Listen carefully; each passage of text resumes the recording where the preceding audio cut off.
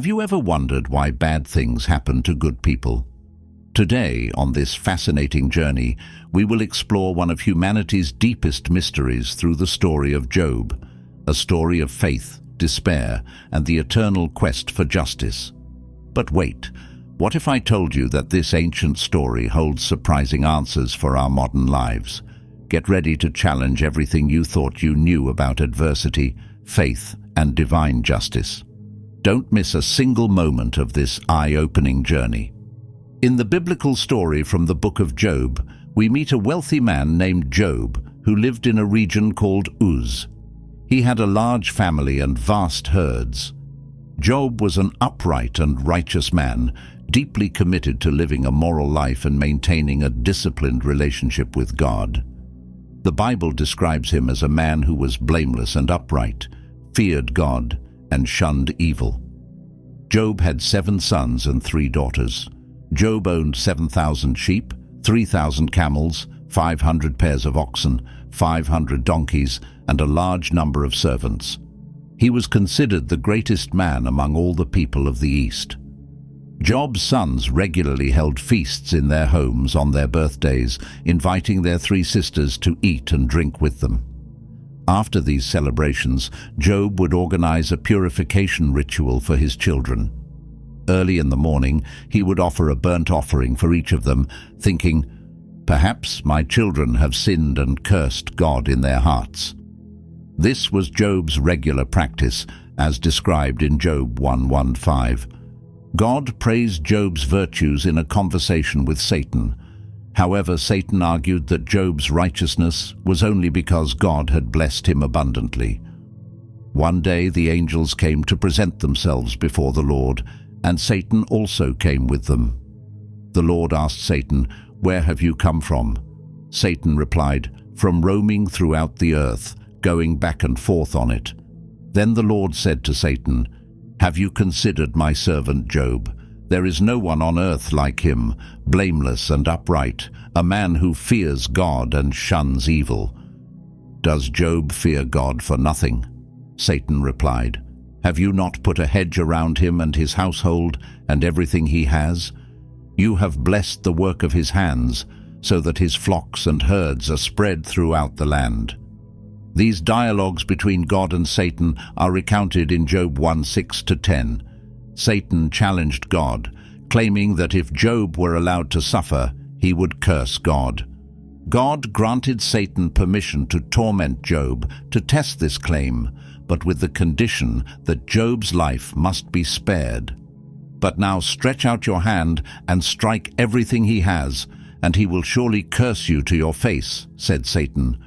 "Very well then," the Lord replied, "everything he has is in your power, but on the man himself do not lay a finger." So Satan went out from the presence of the Lord. These events are recorded in Job 1:11-12. On a single day, Job received 4 devastating pieces of news, reporting the loss of his sheep, servants, and all 10 of his children due to invaders, thieves, and natural disasters. While Job's sons and daughters were feasting at the home of the eldest brother, a messenger came to Job and said, "The oxen were plowing, and the donkeys were grazing nearby, and the Sabaeans attacked and made off with them. They put the servants to the sword, and I am the only one who has escaped to tell you."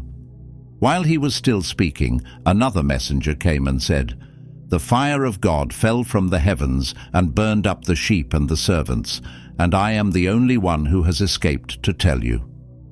While he was still speaking, another messenger arrived and said, "The Chaldeans formed 3 raiding parties and swept down on your camels and made off with them. They put the servants to the sword, and I am the only one who has escaped to tell you." While he was still speaking, yet another messenger came and said, "Your sons and daughters were feasting and drinking wine at the oldest brother's house, when suddenly a mighty wind swept in from the desert and struck the 4 corners of the house. It collapsed on them, and they are dead. I am the only one who has escaped to tell you." These tragic events are described in Job 1:13-19. In his grief, Job tore his robe and shaved his head, but he still praised God in his prayers. Job got up, tore his robe, and shaved his head. Then he fell to the ground in worship and said, "Naked I came from my mother's womb, and naked I will depart. The Lord gave, and the Lord has taken away. May the name of the Lord be praised." In all this, Job did not sin by charging God with wrongdoing. This response from Job is recorded in Job 1:20-22. Satan appears in heaven once again, and God gives him another opportunity to test Job. This time, Job suffers from terrible sores on his skin. Job's wife tries to persuade him to curse God and give up on life, but he resists and strives to endure his suffering. Two interwoven plots emerge, one celestial and one earthly. The events on earth are a direct result of what has already occurred in heaven, much like how war on earth follows conflict in heaven, as described in the book of Revelation. Eliphaz, Bildad, and Zophar, three of Job's friends, come to console him.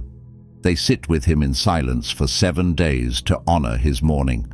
On the 7th day, Job speaks, initiating a dialogue in which each of the 4 men offers poetic descriptions of their perspectives. Job curses the day of his birth, comparing life and death to light and darkness.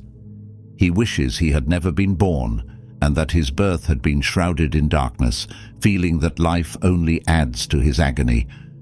Eliphaz responds by pointing out that Job, who once comforted others, now admits he was never fully aware of their suffering.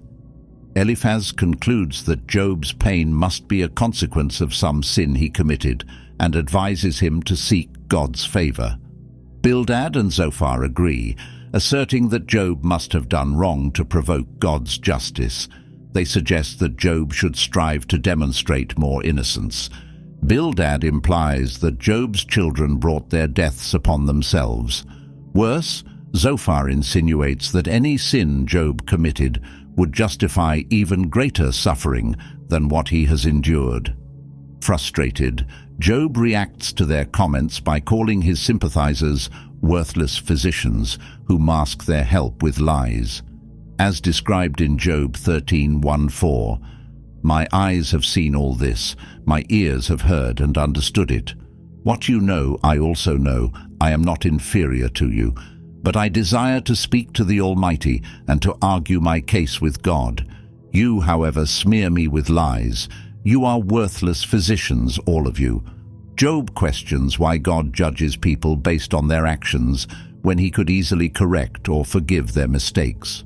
Job is bewildered by how a human could ever fully satisfy God's justice, as God's ways are mysterious and beyond human understanding. Moreover, humans cannot deceive God with their words. He is not easily swayed. Job admits that he lacks the knowledge to defend his case before God. Job longs for someone to mediate between him and God, so he will not be condemned to Sheol, the underworld. Job believes there is a witness or redeemer in heaven who will testify to his integrity. As he says in Job 19:25, "I know that my Redeemer lives, and that in the end he will stand on the earth." And in Job 16:19, "Even now my witness is in heaven, my advocate is on high." Job's suffering becomes unbearable, leaving him bitter, anxious, and afraid.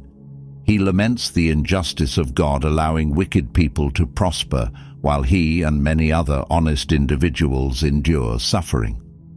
Job desires to confront God and protest, but cannot physically find him. He concludes that wisdom is hidden from humanity, but resolves to pursue it, fearing God and shunning evil. Eventually, God intervenes in the ongoing dialogue. Throughout the first round of discussions, Job had asked God 36 times to speak with him. Now Job's desire is fulfilled as God addresses him directly on 2 occasions. This happens amidst a storm. There is a certain irony in God's response. He reminds Job that he is the creator of everything. God recounts his awe-inspiring acts of creation and sustaining the world, asking Job if he can match such deeds. He concludes by questioning whether Job is in any position to judge God. emphasizing that it is presumptuous for Job to demand an explanation. Job is made to feel exceedingly small. Ultimately, Job responds humbly, "I am unworthy. How can I reply to you? I put my hand over my mouth. I spoke once, but I have no answer. Twice, but I will say no more." In the second encounter, God does not speak of himself as creator, but instead focuses on two of his creatures. This discourse is filled with humor. Once again, he asks Job for his thoughts on the hippopotamus, the behemoth, and the crocodile, the leviathan, as if these incredible beasts hold the answers to life's great problems. Job is reminded that he cannot comprehend God, the animal kingdom, or least of all, the moral universe.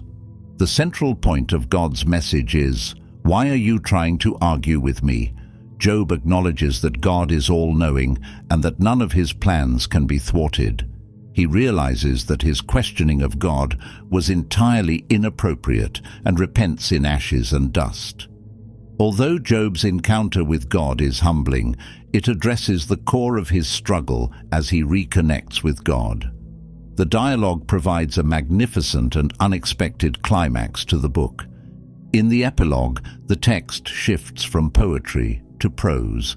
Once Job accepts that he should not blame God for their interactions, God restores Job's family, 7 sons and 3 daughters, his property, camels and flocks of sheep, making him wealthier and happier than before. As a servant of God, Job is rehabilitated. Meanwhile, Job's 3 friends are severely reprimanded by God for their incorrect statements about Job, underscoring that their speeches should not be taken as truths. What stands out in God's 2 rounds of discussion with Job is that he never directly answers Job's questions or informs him of his wager with Satan. Job does not need to know what was happening in heaven because God had his reasons for allowing Job to suffer. It is important to consider the sharp difference between the Jewish understanding of this book and the Christian perspective. Jews during Old Testament times could not view life's challenges in the context of eternity. They believed that God's justice had to be evident in this life, as both good and bad people shared the same fate. Sheol, a shadowy place of existence where the spirits of the dead slept. Christians, on the other hand, have a completely different perspective on present suffering. They see the broader view of heaven through the work of Christ. Suffering in this world pales in comparison to the life awaiting us in heaven. Thus, the book of Job offers only subtle hints of an afterlife. At one point, Job declares that he will see God after his death, but this is not a recurring theme in the book, and Job has no clear idea of how this will happen. The book of Job has 2 primary plots, the divine plot and the earthly plot. The book begins with the celestial storyline, God's meeting in heaven with Satan. Satan was an angel whose role was to report human sins. He acted as God's prosecuting attorney, traveling the earth to inform him about the actions of humanity. By Job's time, Satan had become so cynical that he no longer believed anyone could love God for himself. Instead, he thought people only loved God for his blessings. This sets the stage for a debate between God and Satan, with Satan making this exact argument. God asks Satan if he has noticed Job during his travels on earth.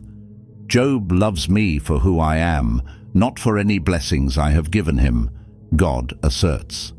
Satan's cynical response argues that if God were to take away Job's blessings, he would curse God just like anyone else. This divine wager drives the tension of the story, an essential element of any great drama. Job remains unaware of the divine wager, while the reader knows. The test would be meaningless if Job were aware of it. This encounter also teaches valuable truths about Satan. Firstly, it implies that Satan cannot be in more than one place at a time. He lacks God's omnipresence. The human plot, the debate between Job and his friends, makes up most of the book. The central question is, why is Job suffering more than others? There are two perspectives. A. Job's friends insist that his suffering must be due to some sin he committed. B. Job maintains his innocence and protests that he is not sinning. The exchange is filled with suspense, as the reader knows that Job is right. The dual plot structure of the book serves as a reminder that no one has the full picture when it comes to understanding why people suffer. Defending oneself is particularly challenging when one is in deep misery. Beyond seeking explanations, everyone faces a bigger question. Can I continue to believe in a good God when everything seems to go wrong? The book of Job offers an answer to this profound question. What was Job's greatest suffering? Understanding this sheds light on the importance of the story. Was it a physical confrontation? Job was covered in sores from head to toe, exhausted and in unbearable pain. Socially, he became a pariah due to his physical appearance and the community's awareness of his recent tragedies. People avoided him, walking on the opposite side of the street, rather than engaging with him as he sat on an ash heap at the edge of the village. Even teenagers mocked him. Mentally, Job endured the agony of not understanding why these devastating events were happening to him, especially since there seemed to be nothing in his past to warrant such punishment. Spiritually, his anguish was even greater. Job felt distant from God, crying out and pleading for God to find him, speak to him, or even argue with him. This spiritual isolation was his most unbearable pain. Suffering becomes far more agonizing when we believe God is distant and uninterested. However, when Job finally spoke with God, things didn't unfold as he had anticipated. For Christians, the story of Job can be viewed through the lens of the New Testament. God allowed Satan to provoke the death of Jesus on the cross, where even the Son of God cried out, "My God, why have you forsaken me?" Like Job, Jesus received no explanation for his suffering. This suggests that even the Son of God lost sight of the purpose of his suffering under the intensity of the crucifixion's torment. Christians believe that life continues beyond death. The issues surrounding suffering don't need to be resolved in this life. Interestingly, the Greek version of the book of Job includes an additional verse affirming that Job will rise again with those whom the Lord raises. This hope of resurrection serves as a reminder that Job will ultimately be vindicated. Christians believe that Jesus will return to judge the living and the dead at the end of time.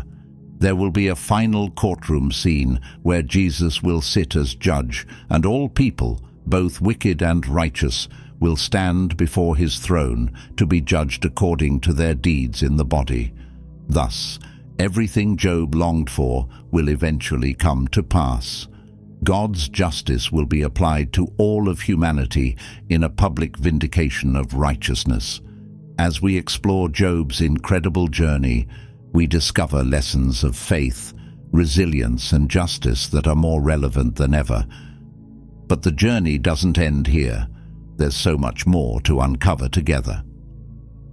If you enjoyed this episode, imagine what else we can explore. Every story we share is a new opportunity to unravel mysteries, find inspiration, and transform our perception of the world.